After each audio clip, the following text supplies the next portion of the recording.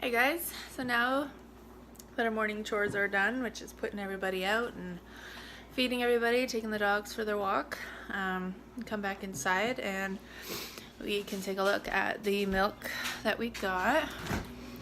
And the milk we've been using from Maggie, we got quite a bit.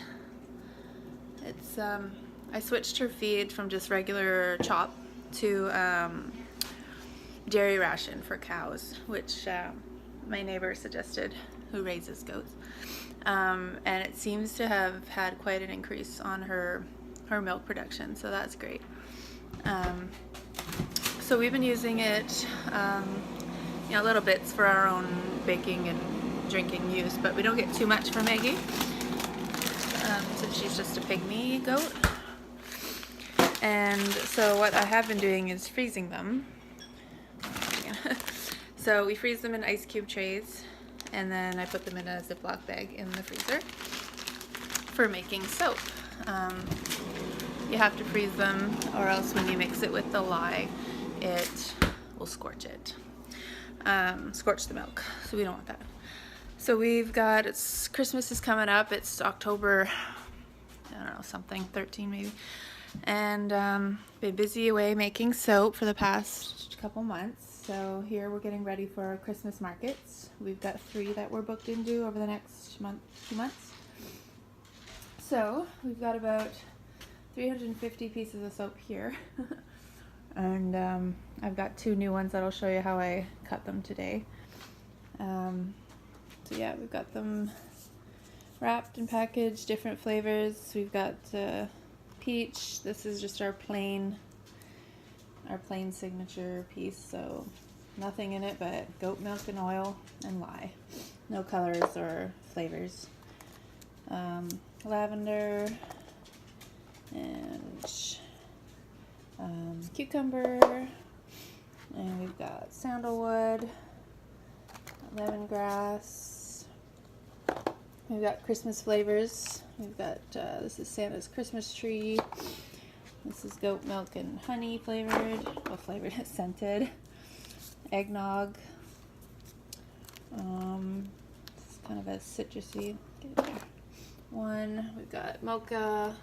So this has like coffee grounds in the bottom and kind of a chocolatey flavor on top.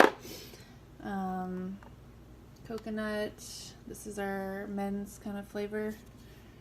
It's bourbon tobacco. We've got rose, birthday cake, creamsicle, which seems to be the favorite of the kids. Smells just like a creamsicle. We've got 3 wise men, which is frankincense and myrrh and gingerbread. So I think all together we've got like almost 20 cents. So that's pretty good. This is my last batch, I think, that I'm making, because cold process soap, so I don't bake it. Like I don't cook it, because that scorches the goat's milk. So that we have to make cold process. So when you make cold process, you have to let it cure for about 4 weeks before it's safe to use probably after a week.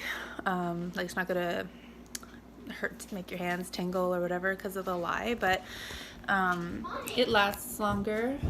Just wait, Finn. If you let it cure longer. So these are the ones I did last night. I made another, they're in my loaf pans. I made a eggnog, and I made another sandalwood, and another rose. So the rose ones, I use some mica powder to color them, and actually this was bright red last night, but when it mixes with the goat milk and it goes through a gel phase, it turns kind of orangey. So we call it sunset rose because it smells like a rose, but it looks like a sunset. So I just take it out of its mold, loosen the sides, and you gotta try to bend the silicone out. Take it out of its mold. Put that away. And where's my cutter gone? Yeah, here it is. So I use a crinkle cutter for most. And yeah, so it took me a bit to get my spacing right, but I just line up my soap and I just guesstimate now what an inch is. You slide down and there's your soap, nice and cut. Yeah, so you just keep going along. I usually get 10 or 11 depending on how accurate I am with my cutting. So normally, well, the recipe that I was using to start with, I've tweaked it a bit with my own oils and quantities and stuff. Suggested leaving it in the mold for about 24 hours. But when I did that, it got too hard and crumbly, and I couldn't cut it. So I would cut it and it would just break apart into little crumbs, and that's not attractive and useful in any way. So I keep it in for about 12 hours, and then it's nice and soft to cut, and then it just cures longer cut. So yeah, I usually do these at night before I go to bed. I make them up around 8, 9, and then I cut them after my morning chores when it's 8 or 9 o'clock as well, and it works out perfect. So there we go, there's my rose. Smells nice and pretty. And we set them aside to cure, and then wrap and sell.